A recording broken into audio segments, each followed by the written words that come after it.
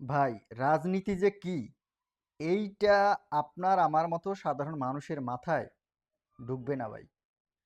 এদিকে নির্বাচন হইল, নির্বাচন হওয়ার পরে দুই দলের ভিতরে ভালোই একটু মন মানসিকতা দেখা গেছে।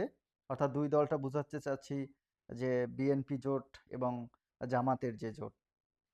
ওদিকে দেখা যায় যে নেতাকর্মীদের ভিতরে কোথাও কোথাও একটা বেতাল অবস্থা বিরাজমান। আবার রাজপথেও অনেককে দেখা যাচ্ছে। আর ওদিকে তো বিএনপি এখন সংখ্যাগরিষ্ঠতা পেয়ে তারা মোটামুটি সরকার গঠনের চিন্তা ভাবনা নিয়ে কে হবে মন্ত্রী, কে কি হবে সেটা নিয়ে ব্যস্ত আছে। বিরোধী দলগুলো তারা রাজপথে আছে, বিভিন্ন বিষয় নিয়ে আন্দোলনে আছে। এরপরে দেখলাম যে কালকে আবার 11 দলীয় জোট তারা বায়তুল মোকাররম থেকে আন্দোলন শুরু করবেন বা বিক্ষোভ মিছিল করবেন। ওদিকে দেখলাম যে তারেক রহমান একটু আগে জামাতের আমিরের বাসায় গেছে। এরপর ওখান থেকে যাবে নাহিদের বাসায়। তার মানে আমাদের দেশের যারা মোটামুটি নেতা এখন যাদেরকে আমরা বলি বা শীর্ষ পর্যায়ে তারা কিন্তু মোটামুটি একটা মিলের ভিতরে আছে। মিলের ভিতরে নাই ভাই আমরা। আমরা কারা? যারা গ্রাম অঞ্চলে বা গ্রাম পর্যায়ে বা স্থানীয় পর্যায়ে যারা আমরা নির্বাচন করেছি বা রাজনীতি করেছি। আমরা ভাই, ভাই, আমরা পাড়া প্রতিবেশী, আমরা এলাকার মধ্যে যারা থাকি, সকালে যাদের মুখ দেখাদেখি হয়, তারা কিন্তু একটা মনোমালিন্য, কে কাকে ভোট দেয় না, কে কাকে ভোট দিছে, কে কোন দল করছে, কে জামাত করলো, কে বিএনপি করলো, কে এনসিপি করলো, এটা নিয়ে মোটামুটি একটা মানে ক্যাচাল লাগিয়ে আছে।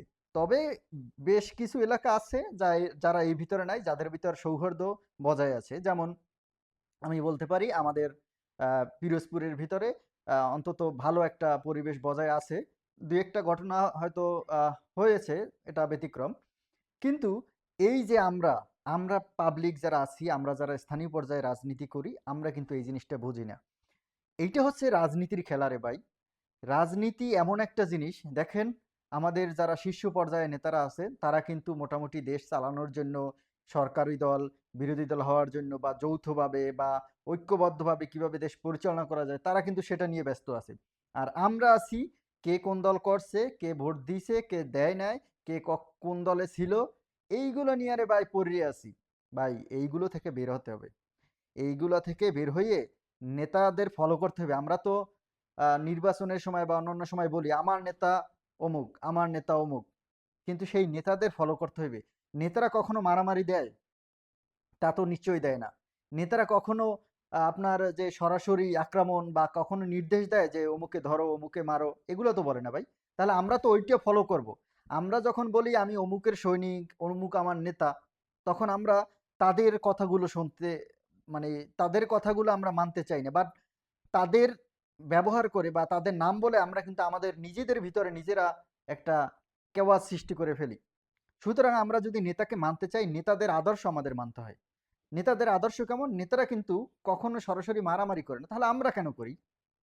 নেতারা ভালো, ভালো উপদেশ দেয়, আমরা ভালো, ভালো উপদেশ দেই। নেতারা ভালো, ভালো পরামর্শ দেয়, ভালো কাজে উৎসাহিত করে, আমরাও সেটা করি। তো এইটা যদি আমরা করতে পারি তাহলে আমরাও কিন্তু আসলে এই নেতাদের ভিতরে যতটা এখন মিল দেখি, ঠিক সেইটা আমরা পালন করতে পারবো। ভাই, আরেকটা জিনিস বলি, দেখেন যারা ইতিমধ্যে এমপি নির্বাচিত হয়েছে, যারা হইতে পারে নাই, তারা কিন্তু আমি দেখছি সরকারি দল হোক, অর্থাৎ এখন বিএনপির কোনো এমপিও যদি পরাজিত হয়, তারা জামাতের এমপিদের বাসায় গেছে। আবার জামাতে যারা এমপি নির্বাচিত হয়েছে তারা বিএনপি যারা পরাজিত হয়েছে তাদের বাসায় গেছে। তাহলে ভাই, আপনারা আমরা স্থানীয় পর্যায় থেকে এই নেতাকর্মীরা কেন ভাই এই সৃষ্টিটা করব? সুতরাং আসুন আমরা নেতাদের ফলো করি এবং নেতাদের ভালো গুণগুলো আমরা আমাদের ভিতরে রপ্ত করি। তাহলে সেটা একটা বেস্ট রাজনীতি হতে পারে। ছোট মাথায় বললাম।